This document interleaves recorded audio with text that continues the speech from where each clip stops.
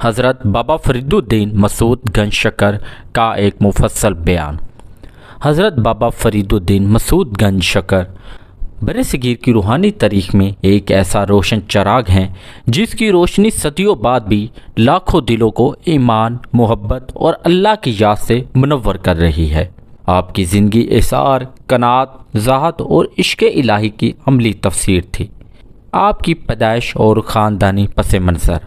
آپ 569 ہجری میں بامقام 1173 عیسوی میں پنجاب کے علاقے کوٹ والا میں پیدا ہوئے، جو بعد میں پاک پتن کے نام سے مشہور ہوا۔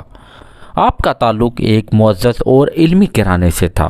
والد بزرگوار حضرت جمال الدین سلمان رحمۃ اللہ تعالی اور والدہ بی بی قریشہ بیگم نہایت نیک، عبادت گزار اور دیندار خاتون تھی۔ بچپن ہی میں والدہ نے آپ کے دل میں اللہ کی محبت کا بیج بو دیا۔ روایت میں آتا ہے کہ بچپن میں آپ رو رو کر دودھ مانگتے تو والدہ تکیے کے نیچے تھوڑی سی شکر رکھ دیتی اور کہتی، بیٹا اللہ کا نام لو، یہ شکر تمہارے دل کو میٹھا کر دے گی۔ یہی وجہ تھی کہ آپ آگے چل کے گنجے شکر کے لقب سے مشہور ہوئے۔ آپ کی تعلیم اور روحانی سفر کی شروعات۔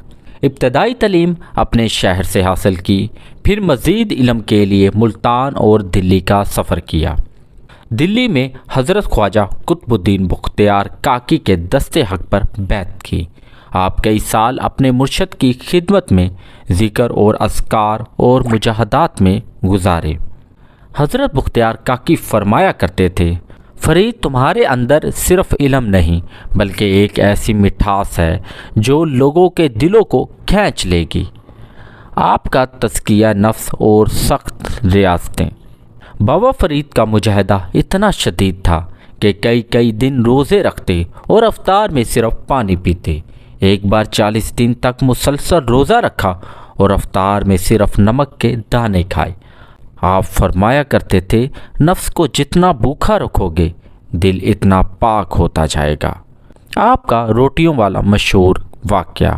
پاک پتن میں ایک دن مہمانوں کا بڑا قافلہ آیا۔ اس دن خانگاہ میں صرف چند خشک روٹیاں تھیں جو بمشکل 2 افراد کے لیے کافی تھیں۔ خادم نے عرض کیا، حضور مہمان زیادہ ہیں اور کھانے کے لیے کچھ نہیں۔ آپ نے مسکرا کر فرمایا، اللہ کے نام پر سب میں بانٹ دو۔ خادم نے روٹیاں بانٹنا شروع کی اور حیرت انگیز طور پر روٹیاں ختم ہونے کے بجائے سب کو پوری ملی اور کچھ بچ گئیں۔ یہ واقعہ اللہ پر کامل بھروسے اور رزق میں برکت کی واضح مثال ہے۔ حضرت بابا فرید الدین اور فقیر کی عزت۔ ایک دن ایک فقیر چلتا ہوا خانقاہ کی طرف تشریف لایا۔ خادم نے معمولی روٹی دے کر ٹال دیا۔ بابا فرید الدین کو خبر ہوئی تو آپ نے خادم کو بلا کر کہا، فقیر تمہارے گھر نہیں آیا بلکہ یہ تو اللہ کے گھر آیا ہے۔ جب کوئی مانگنے والا آئے تو سمجھ جاؤ کہ اللہ تمہارے رزق کا خود امتحان لینے آیا ہے۔ آپ کی عاجزی اور درویشی۔ بابا فرید الدین کے پاس بادشاہوں نے تحائف بھیجے مگر آپ نے اکثر قبول نہ کیے۔ فرماتے، ہماری دولت لوگوں کی خدمت میں ہے نہ کہ سونے چاندی میں۔ ایک بار دلی کے سلطان نے قیمتی خلعت بیچا۔ آپ نے کہا، یہ میرے جسم کو تو ڈھانپ سکتا ہے مگر میرے نفس کو نہیں۔ نفس کا علاج عاجزی ہے نہ کہ دولت۔ بابا فرید اور پاک پتن کی خانگاہ۔ بابا فرید نے پاک پتن کو اپنی خانگاہ بنایا۔ یہاں آنے والے کو صرف کھانا ہی نہیں ملتا بلکہ روحانی تربیت بھی ملتی۔ خانگاہ میں دن رات ذکر الہی کی محفلیں، قرآن کی تعلیم اور فقراء کی خدمت جاری رہتی۔ بابا فرید کی شاعری اور پنجابی کلام۔ بابا فرید پنجابی زبان کے پہلے بڑی صوفی شاعر سمجھے جاتے ہیں۔ ان کے کلام میں عاجزی، محبت، صبر اور دنیا کی بے ثباتی کا پیغام ملتا ہے۔ ان کا ایک مشہور قول ہے کہ دنیا ایک خواب کی مانند ہے، جاگنے پر ہی سب ختم ہو جاتا ہے۔